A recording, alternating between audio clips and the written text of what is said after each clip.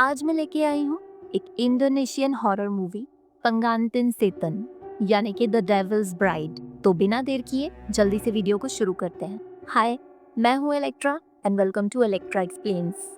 Movie का explanation शुरू करने से पहले मैं आपको बता दूं, ये मूवी एक औरत की सच्ची कहानी पे बनी है जिसने आरजे एल5 के पॉडकास्ट में अपनी कहानी सुनाई थी। मूवी शुरू होती है रियल पॉडकास्ट की लाइन से। यहाँ एक लड़की एचा अपने सपने के बारे में बता रही है जो काफी अजीब था। सपने में वो एक गार्डन में थी और ऐसा लगा जैसे एक बड़ा सा घर है, और फिर अचानक से एक आदमी उसके सामने आ गया। वो आदमी बहुत ज्यादा हैंडसम था। वो दोनों बिना कुछ बोले बस एक दूसरे को देखते रहे। फिर वो आदमी एचा से फिजिकल रिलेशंस बनाने के लिए पूछता है। अब दिखाया जाता है कि गार्डन से एचा एक अजीब से घर में जाती है। वहाँ जगह जगह सफेद फूल उग रहे थे और फिर एक आदमी वहाँ आता है और वो दोनों इंटीमेट होते हैं। और रियल में एक बहुत ही डरावना शैतान जो असल में एक जिन है एचा के साथ इंटीमेट हो रहा है। असल में जिन जो होते हैं उनका असली रूप बहुत डरावना होता है और जिन कोई भी रूप ले सकते हैं, किसी इंसान का, जानवर का, जो चाहे बन सकते हैं। जिन ठीक इंसानों की तरह अच्छे और बुरे होते हैं। इनकी अपनी एक दुनिया होती है, लेकिन कभी कभी किसी जिन को कोई इंसान पसंद आ जाता है। ठीक ऐसा ही यहाँ हो रहा है। खैर, अभी मूवी में जब एचा जागती है तो वो देखती है उसकी शर्ट के बटन्स खुले हुए हैं, लेकिन एचा को ये बिल्कुल अजीब नहीं लगता।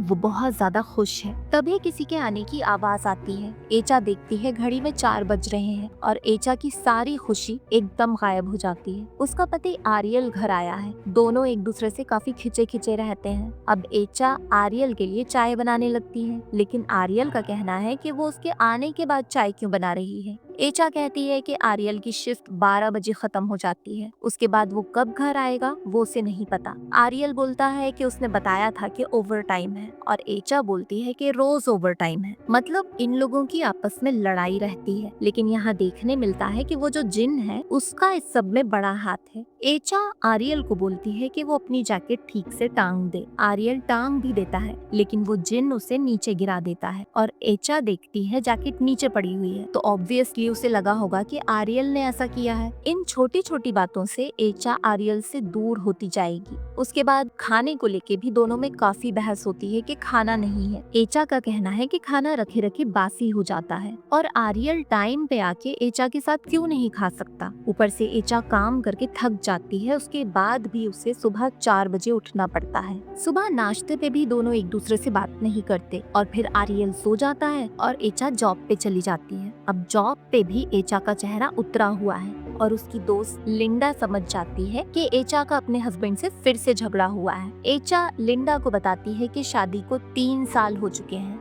लेकिन वो लोग बस लड़ाई करते हैं, तो शायद उन्हें अलग हो जाना चाहिए। इस पर लिंडा बोलती है कि जब भी एचा को वो सपना आता है उसके बाद उसकी अपने हस्बैंड से जरूर लड़ाई होती है। एचा बोलती है कि जब वो लोग डेट कर रहे थे तब आर्यल अच्छा था और अब बदल चुका है। अब ना तो वो उससे फ्लर्ट करता है, ना ही उसे गिफ्ट देता है। लिंडा एचा को समझाती है कि एचा भी तो अब आर्यल के लिए ड्रेसअप नहीं होती जैसे जब वो डेट कर रहे थे तब होती थी। लिंडा एचा से पूछती है कि लास्ट टाइम एचा अपने हस्बैंड के साथ इंटीमेट कब हुई थी। एचा को तो ये याद भी नहीं है। लिंडा एचा से बोलती है कि काम के बाद घर जाके अच्छे से नहा धो के तैयार हो जाए और आर्यल को सेड्यूस करे। इधर हम देखते हैं कि आर्यल अपनी शिफ्ट खत्म होने के बाद थोड़ी देर वहीं अपने वर्क प्लेस पे ही रुक जाता है। आर्यल का सीनियर उसको समझाता है कि एचा क्यों आर्यल के लिए सुबह 4 बजे उठती है। वो आर्यल के साथ के लिए उठती है कि आर्यल उसे सेड्यूस करे। बीवी को कभी कभार सेड्यूस करना होता है। इधर घर पे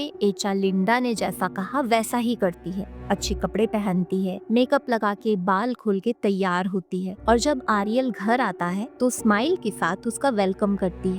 जैकेट खुद उतार के टांगती है। आर्यल देखता है टेबल पे चाय खाना रेडी रखा है और एचा उसके लिए तैयार हुई है। अब दोनों इंटीमेट होते हैं और तभी वो जिन भी वहाँ आ जाता है और हम देख सकते हैं आर्यल और एचा के अलावा वो जिन भी वहाँ है। अब एचा को फिर से सपना आता है। सपने में वो जिन एचा के पेट पे एक सफेद फूल रखता है और बोलता है कि एचा इस सब से कभी निकल नहीं पाएगी और उसे अपनी दुल्हन बुलाता है। एचा उस घर से भागने की कोशिश करती है लेकिन दरवाजे नहीं खुलते और वो जिन कभी अपने असली रूप में कभी इंसानी रूप में बार बार उसे रोकता है। एचा की नींद खुलती है और वो देखती है बेड पे सच में वही सफेद फूल रखा हुआ है। अब इस बारे में एचा आरियल को कुछ भी नहीं बताती। इधर आरियल पहले ही उठ के एचा के लिए नाश्ता बनाता है और फिर एचा से माफी मांगता है कि वो छोटी छोटी चीजों के लिए सब खो रहा था और अब दोनों नई शुरुआत करेंगे। तभी एचा देखती है उनकी शादी के फोटो का फ्रेम चटक जाता है। इधर जॉब पे एचा को वही सफेद फूल रखा हुआ दिखता है। वो उसे उठाने वाली होती है, तभी वो जिन आके उसे उठा लेता है। अभी जिन अपने इंसानी रूप में है जो एचा को बहुत पसंद था, लेकिन एचा के लिए तो वो सिर्फ एक सपना था और आज हकीकत में उसे अपने सामने देख के वो घबरा जाती है और वो देखती है पीछे मिरर में वो आदमी अपने असली रूप में दिख रहा है, जिसे देख के वो बहुत डर जाती है। और फिर जिन उसे अपना असली रूप दिखाता है और वो काफी गुस्से में है, शायद क्योंकि एचा आरियल के करीब आ गई है। एचा वहाँ से डर के भाग जाती है और उसे उल्टी आने लगती है और यहाँ बाथरूम में भी एचा के पीछे जिन खड़ा हुआ है। तभी लिंडा वहाँ आती है लेकिन एचा लिंडा को कुछ नहीं बताती और एचा के जाने के बाद लिंडा देखती है कि सिंक में खून और कीड़े पड़े हुए हैं, मतलब एचा ने खून और कीड़ों की उल्टी की थी। अब जॉब से छुट्टी होने के बाद एचा अपनी बहन एमा से मिलती है और एमा बताती है कि उनके पेरेंट्स हमेशा की तरह पूछ रहे थे कि वो नाना नानी कब बनेंगे और इस पे एचा बोलती है कि दुआ करो, मतलब एचा चाहती है कि वो माँ बने लेकिन ऐसा नहीं हो पा रहा है। और फिर से एचा को उल्टी आने जैसा फील होने लगता है तो वो आरियल को मैसेज करती है कि घर आते टाइम वो दवाई ले आए। आरियल घर के लिए निकलने लगता है और वो देखता है कि एचा उसके सामने से निकल के चली जाती है। वो एचा को वहाँ देख के हैरान रह जाता है। फिर वो उसे आवाज लगाता है, उसके पीछे जाता है लेकिन वो उसे कहीं नहीं मिलती। तभी एचा के चिल्लाने की आवाज आती है। आरियल आवाज के पीछे भागता है और उसे एचा दिखाई देती है जो आराम से जा रही होती है और फिर गायब हो जाती है। फिर से उसके चिल्लाने की आवाज आती है और इस बार उसका पेट बड़ा है, जैसे वो प्रेग्नेंट है और वो खड़ी हुई चिल्ला रही है जैसे लेबर पेन में है। और तभी वो खड़े खड़े एक बच्चे को जन्म देती है जो फर्श पे गिरता है और एचा बहुत ही क्रीपी तरीके से स्माइल करके आरियल की तरफ देखती है और वो बच्चा जो अभी पैदा हुआ है घुटनों के बल चलते हुए आरियल के पास आने लगता है। आरियल तो बहुत ज्यादा डर जाता है और घबरा के वहाँ से भागने लगता है। तभी उसका सीनियर वहाँ आता है और वो आरियल से पूछता है कि उसे क्या हुआ। आरियल को इतना घबराया हुआ देख के वो खुद आगे बढ़ के देखता है कि वहाँ ऐसा क्या है, लेकिन वहाँ कुछ भी नहीं था। आरियल भी देखता है, सब गायब। यहाँ मैं कुछ बताना चाहूंगी, जिनका यही तरीका होता है इंसानों को डराने का, विजन्स दिखा के। मुझे नहीं पता आप लोगों में से कितने लोग ये जानते हैं, लेकिन जिन को काबू करके उनसे कुछ भी करवाया जा सकता है, लेकिन जिन को काबू करना इतना आसान नहीं होता। और तब इसी तरह के विजन्स उन लोगों को दिखते हैं जो जिनको काबू करने की कोशिश कर रहे होते हैं।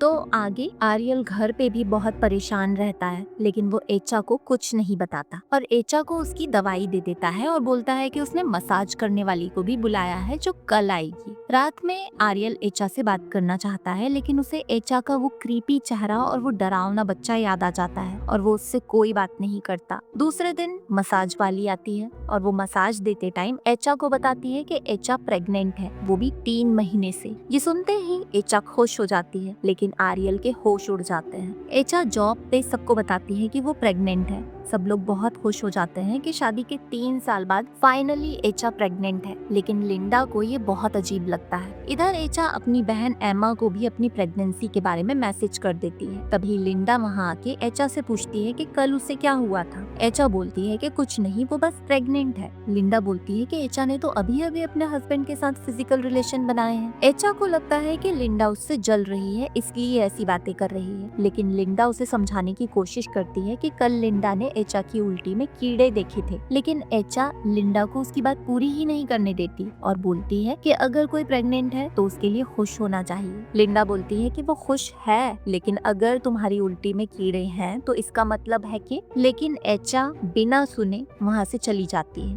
इधर आर्यल अपने सीनियर को बताता है कि कल से पहले एचा और आर्यल 6 महीने पहले इंटीमेट हुए थे, तो एचा को 3 महीने की प्रेगनेंसी कैसे हो सकती है। उसका सीनियर बोलता है कि क्या आर्यल को शक है कि एचा उस पे चीट कर रही है, और क्या पता एचा प्रेग्नेंट है भी या नहीं। और आर्यल की शिफ्ट दोपहर की कर देता है ताकि आर्यल ज्यादा टाइम एचा के साथ बिता पाए। उसी रात आर्यल को एक कार का सेंसर अलार्म सुनाई देता है। वो चेक करने जाता है लेकिन वहाँ कोई नहीं था। तभी उसे एक बच्चे के रोने की आवाज आती है। वो हर तरफ ढूंढता है लेकिन उसे वहाँ कोई बच्चा नहीं मिलता। यहाँ हम देख सकते हैं पीछे खिड़की से जिन रेंगता हुआ आ रहा है, और तभी आर्यल को गाड़ी में वही बच्चा दिखाई देता है जो पहले भी दिखाई दिया था। ये बच्चा सेम जिन की तरह दिखता है। आर्यल वहाँ से डर के भाग जाता है और पीछे जिन उस बच्चे को गोद में लिया हुआ खड़ा है। आर्यल घर आके भी बहुत परेशान दिख रहा होता है, लेकिन आज भी वो एचा को कुछ नहीं बताता और एचा का फोन चेक करके रीसेंट चैट्स के बारे में पूछने लगता है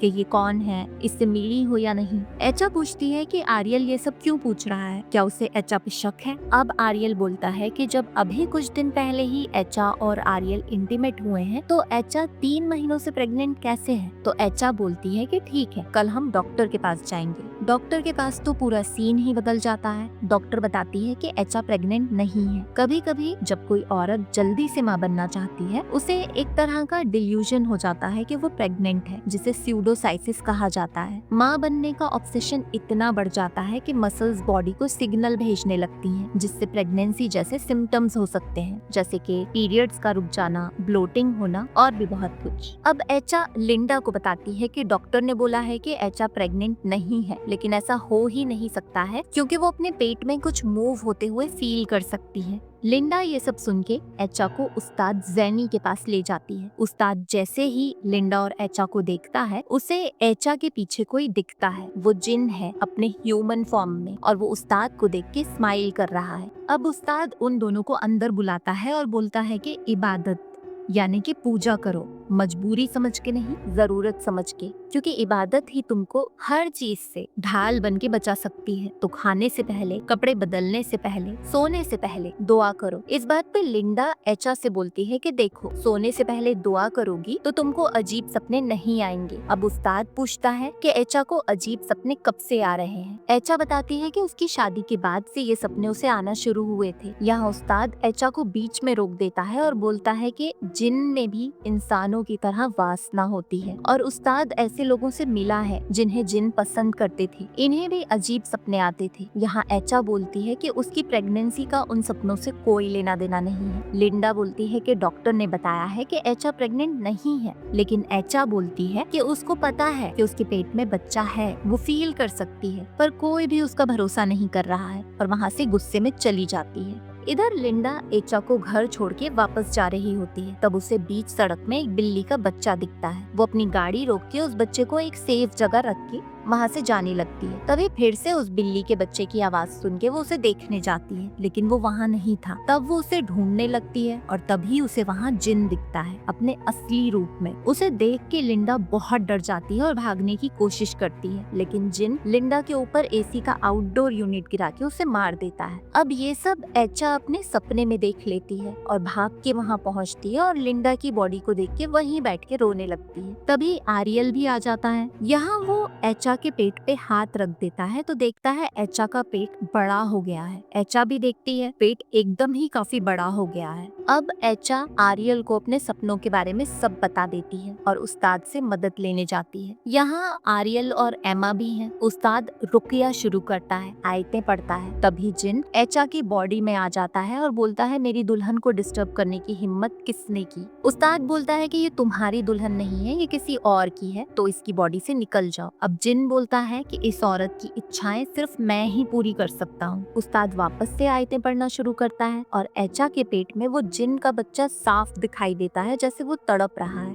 खैर अभी तो उस्ताद जिन को एचा की बॉडी से निकाल देता है और बताता है कि जिन इंसानों से प्यार कर सकते हैं और उनके प्यार के बीच जो आएगा वो उसे चोट पहुंचा सकते हैं, जान से भी मार सकते हैं। यहाँ उस्ताद जिन दासिम के बारे में बताता है कि वो शादीशुदा औरतों को टारगेट करता है क्योंकि उसका एम घर तोड़वाना है और आर्यल से बोलता है कि अगर एचा को वापस यही सब होता है तो फिर से उस्ताद के पास ले आए और ऊपर वाले से माफी मांगे। यहाँ उस्ताद एक आयत आर्यल को देता है कि ये वो एचा को पढ़ना सिखा दे।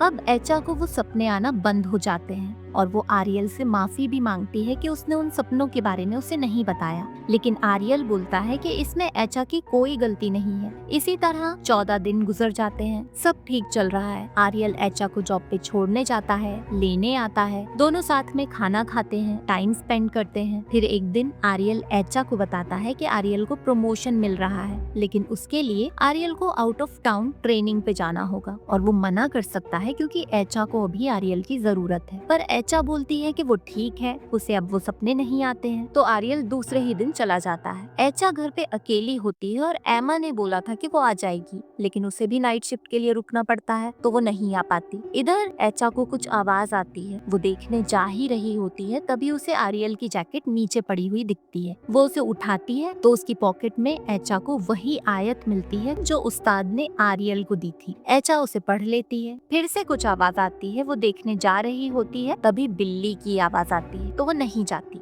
और फिर टीवी देखते देखते सो जाती है और सुबह हो जाती है। शायद इसलिए क्योंकि एचा ने वो आयत पढ़ ली थी। आज की रात तो आराम से गुजर जाती है, लेकिन जब वो काम पे जाती है, यहाँ उसके साथ काम करने वाले उस जिन से पजेस्ड हो जाते हैं। पहले एक, फिर दो, फिर सारे, और सब एक ही बात बोलते हैं, तुम मेरी दुल्हन हो, मत जाओ, तुम मेरी हो। इस सब से एचा बहुत ज्यादा डर जाती है और आज एमा उसके पास रुकने आई है। एमा बोलती है कि कल सुबह उस्ताद के पास जाएंगे, सब ठीक हो जाएगा। और एचा बोलती है कि अगर जिन फिर से आया तो एमा के साथ कुछ बुरा हुआ तो। एचा बहुत ज्यादा उदास भी है कि ये सब उसके साथ ही क्यों हो रहा है, उसने ऐसा क्या गलत किया है। तभी आर्यल कॉल करके बोलता है कि वो कंपनी की गाड़ी लेके वापस आ रहा है और फिर एचा को उस्ताद के पास ले जाएगा और एमा से बोलता है कि वो एचा को सोने ना दे, क्योंकि लास्ट टाइम जब एचा ने सपना देखा था तो लिंडा की मौत हुई थी। अब एमा एचा से बातें करती रहती है ताकि वो सोए ना और उसे बीच बीच में जगाती भी रहती है, लेकिन एचा फिर भी सो जाती है। एमा एचा को जगाने की कोशिश करती है, तभी जिन आके एमा को बेड से नीचे गिरा देता है और उसे घसीट के बाहर कॉरिडोर में छोड़ देता है। एमा वहीं बेहोश हो जाती है और एचा के कमरे का दरवाजा बंद हो जाता है। जिन का हाथ एचा के पेट पे आता है और उसका पेट बड़ा हो जाता है और हम देख सकते हैं कि जिन एचा के साथ ही सो रहा है। एचा की जब नींद खुलती है,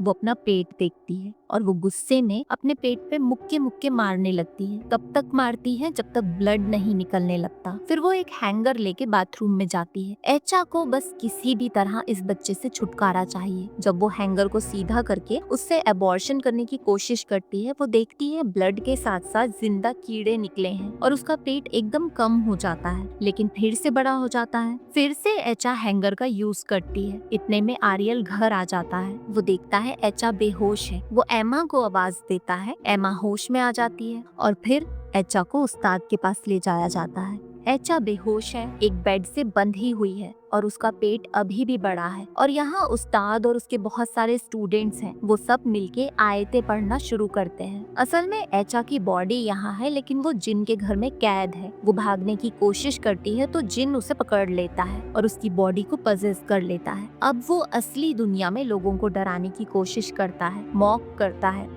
फिर एचा का पूरा बेड हवा में उड़ जाता है और फिर नीचे गिरता है, लेकिन एचा हवा में ही लटकी रह जाती है। एचा के हाथ पैर भी खुल जाते हैं। अब जिन अपने असली रूप में आके एचा का गला दबाता है, कभी उस्ताद को डराने की कोशिश करता है। ये सब देख के आर्यल बहुत ज्यादा डर जाता है और एचा के कान में बोलता है कि वो माफी मांगना चाहता है कि उसके पास टाइम नहीं था अपना वादा निभाने का जो उसने शादी के टाइम किया था, साथ रहने का, साथ बूढ़े होने का। और ये सब एचा जिन की दुनिया में उसके कब्जे में सुन रही है। आर्यल बोलता है कि एचा को वापस आना होगा, आर्यल को एचा की जरूरत है और आर्यल एचा के कान में आयत पढ़ने लगता है जो एचा भी दोहराने लगती है और इसकी वजह से जिनका वो घर टूट के गिरने लगता है, दरवाजे भी टूट जाते हैं और एचा अपने आप को छुड़ा के वहाँ से भाग जाती है और इधर होश में आ जाती है और उसका पेट भी नॉर्मल हो जाता है। 6 साल बाद आर्यल और एचा के 2 बच्चे हैं। एक अच्छे से घर में वो रह रहे हैं। एचा का बड़ा बेटा बाहर खेल रहा है, तभी एक आदमी वहाँ आके उसे उसकी बॉल लौटाता है। एमा बाहर आती है तो वो देखती है कि वो किसी आदमी से बात कर रहा है। है। वो वहाँ जाके उस आदमी से परेशानी के लिए माफी मांगती है और बच्चे को लेके अंदर जाने लगती है, लेकिन वो पलट पलट के उस आदमी को देखती है। वो आदमी जिन है अपने इंसानी रूप में, मतलब वो जिन अभी भी एचा के पीछे है, लेकिन क्योंकि एचा अब धार्मिक बन गई है और इबादत करती है, इसलिए शायद वो उसका कुछ नहीं कर पाता।